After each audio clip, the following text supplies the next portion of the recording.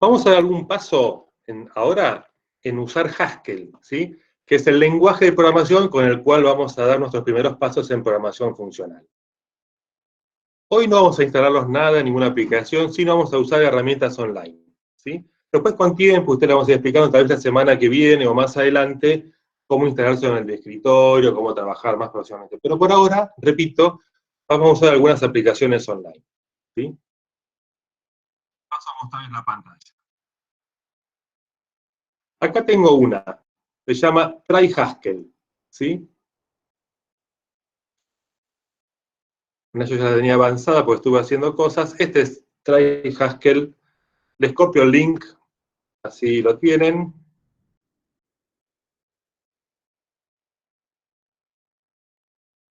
Es un sitio oficial de Haskell, ¿sí? Entonces, acá tenemos una consolita en la cual podemos evaluar expresiones funcionales, ¿sí? Acá nos pone algunas.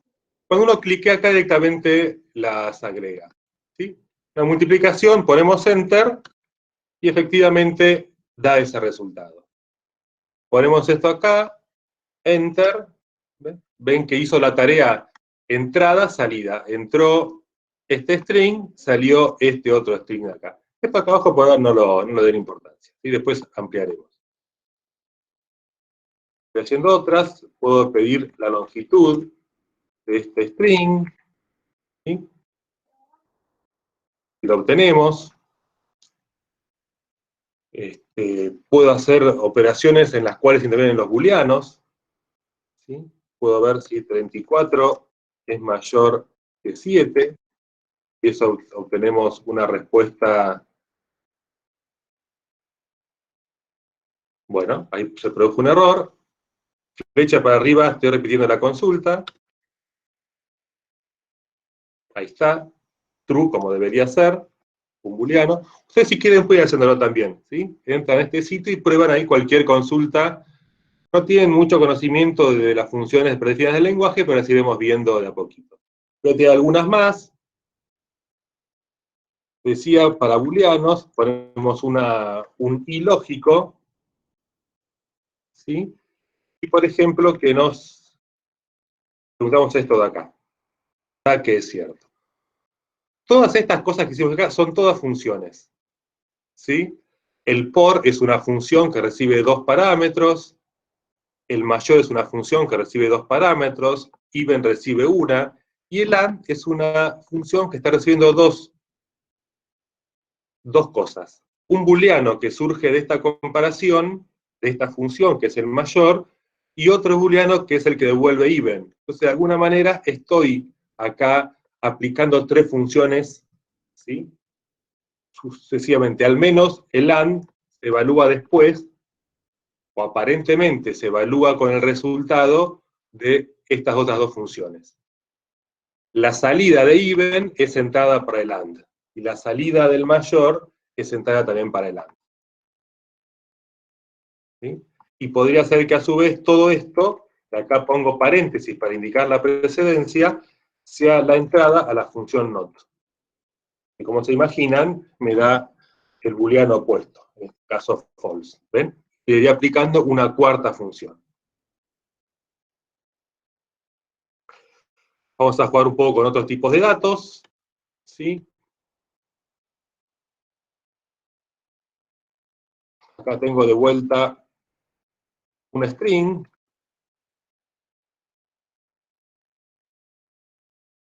¿Sí? Y esto podemos, por ejemplo, concatenarlo con otra. Tenemos un nuevo string. ¿Sí? Podría llamar a la función take, que recibe dos parámetros. En este caso van a ver que toma los primeros 4 elementos del string, ¿sí? Devuelve un nuevo string, donde están solamente el hola. Y podría combinarlo de las formas que uno se le ocurra. En lugar de mandar el 4 así tranquilamente, podría mandarle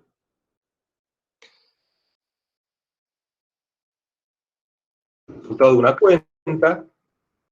Entonces vemos cómo se van evaluando sucesivamente las funciones, ¿sí? Y una, repito, el resultado de una es entrada de otra y así las combinamos.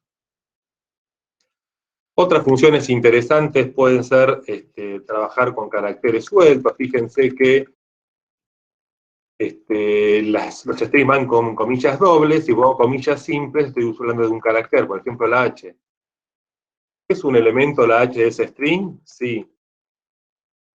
Justo está en el primero, podría estar en otro lugar, por ejemplo ese de ahí también está en otro lugar, me interesa, es cierto que está.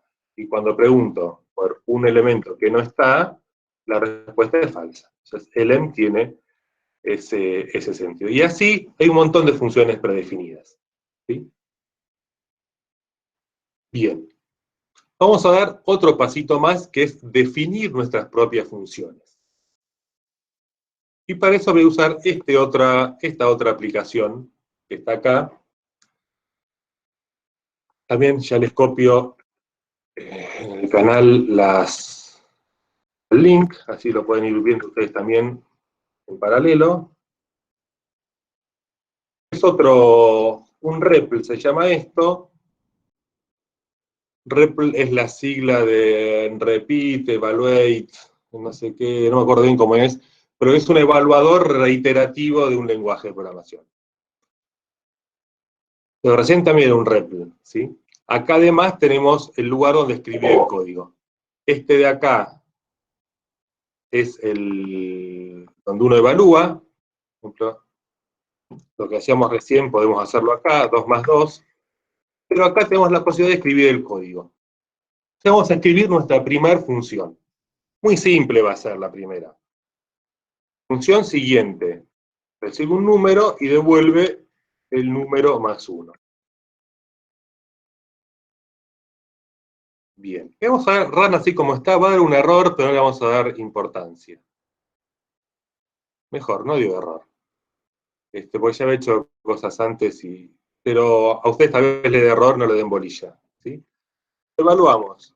Cuando hacemos siguiente de 5 y ponemos Enter, mágicamente nos da 6. Si vemos la estructura, es muy parecida a las funciones matemáticas. Nuestra f siguiente recibe acá el valor que mandamos, esto es una variable, en este caso va a ser el 5, y devuelve lo que está a la derecha del igual. Hace número más 1, 5 más 1, 6. Entonces, el esquema es nombre de función, el argumento o los argumentos, si era más de uno, el igual, que es el elemento central. De hecho, es una ecuación esto. Estamos diciendo que lo que está acá es equivalente a lo que está acá. Lo que está acá, siguiente 5, es equivalente a 6. ¿No? Es lo mismo decir siguiente 5 que decir 6, por la transparencia referencial que hablábamos antes. Entonces, nombre de la función, parámetros, el igual, y a la derecha la expresión que al evaluarse da un resultado, donde usamos generalmente las variables que recibimos. Entonces acá se llama la suma, que también es otra función, devuelve 6 y devuelve 6 a quien llame a siguiente. Y que sea variable nos permite llamar acá de otra manera. Si hacemos siguiente ese número, también funciona y nos da terminado en 7. Bien, nuestra primera función en Haskell, ¿sí? Vamos a hacer otra función más complicada. Acá el mismo código, misma porción de código, podemos hacer más de una función, tantas como querramos.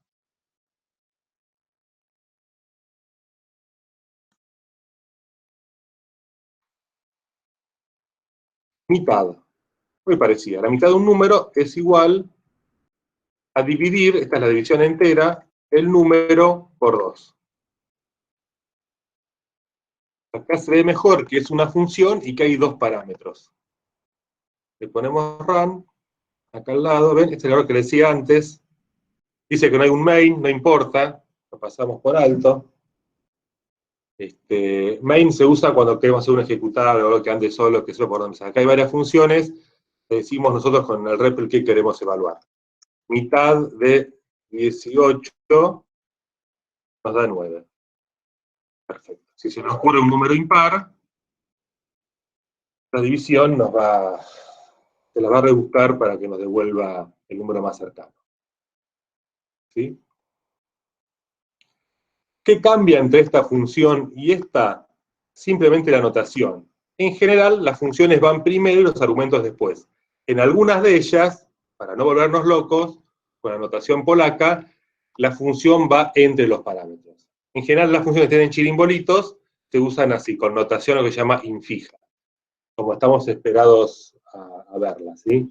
Que el más, el menos, el menor vaya entre los parámetros, pero no dejan de ser parámetros. Acá se ve mejor como el div es la función y estos dos son los parámetros. Vamos con una tercera función. Esta función no le voy a poner nombre. Hago una f que recibe x, y z. ¿Y qué devuelve? X más y min x más y z. Vamos a ver qué hace. Llamamos a f con 1, 2, 3. Nos dio 3. A ver, f de 4, 5, 6 nos da 6.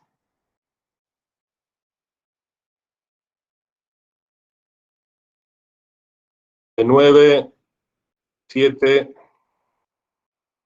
24 nos da 16. ¿Qué es lo que está haciendo? ¿Qué cosa loca está haciendo? ¿Sí? Veamos. Suma los dos parámetros, los dos primeros parámetros, en este caso 9, 7, 16, y mínimo es una función que nos devuelve, dado dos valores, el mínimo de los dos. Entonces 16 es menor que 24, es 16. En el caso anterior, hacía 4 más 5, 9, 6, era menor que 6, nos devolvía 6. Entonces, bien, una función de varios parámetros, le ponemos un nombre a cada uno, y a la derecha de la expresión usamos estas variables.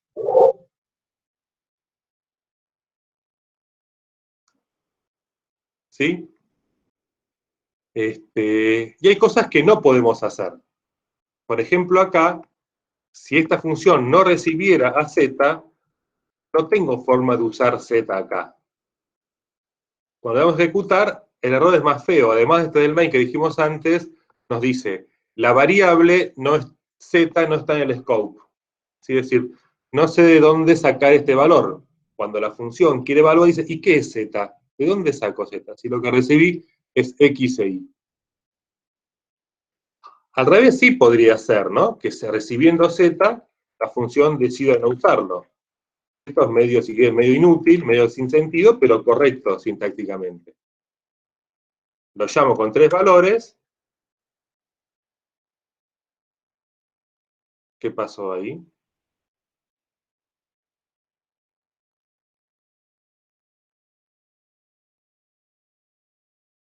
A ver.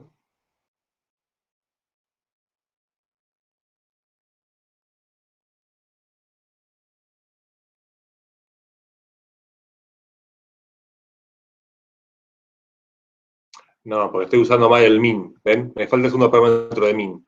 Puedo poner mínimo con 10. Está bien. No puedo dejar, disculpe, no puedo dejar de mandar un parámetro a la función. Si la función recibía dos cosas, le mando dos cosas. Lo que quería mostrar es no usar z. ¿Sí? Ignorar el uso de z en esta expresión. Vamos de vuelta. Ahí está, ejecutamos. Bueno, el mínimo es 10 entre esos dos números. Cuando acá le mando números más chiquitos,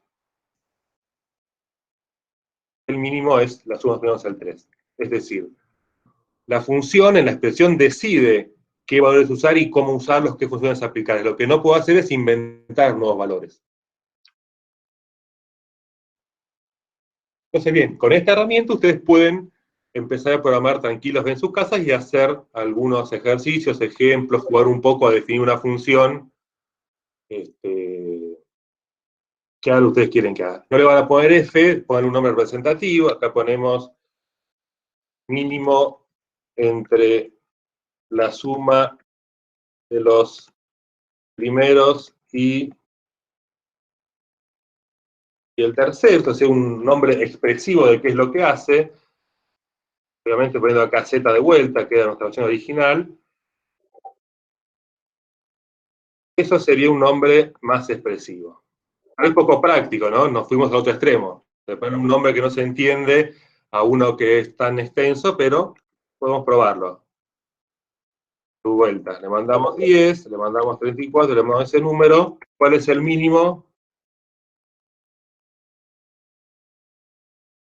Nos dice que se queja entre... A ver, de vuelta.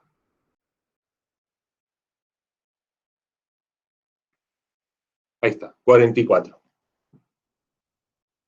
Bien, hizo la suma, 44. ¿Cuál es el mínimo entre 44 y 200 y pico? 44. Perfecto. Tenemos nuestras primeras funciones en Haskell. Y una más, f, también después le buscamos un nombre, f de x es igual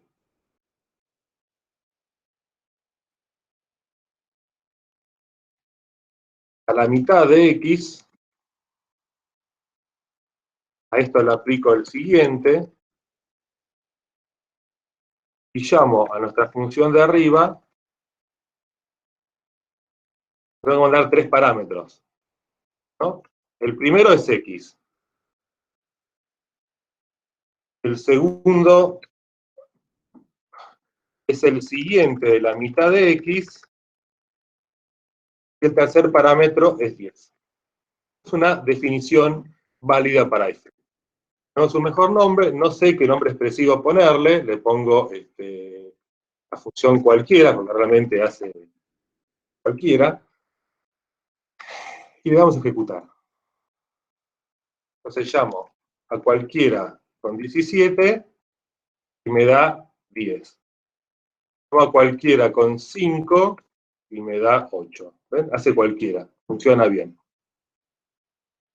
Si volvemos a leer la estructura, vemos que no hice más que en una función llamar a funciones.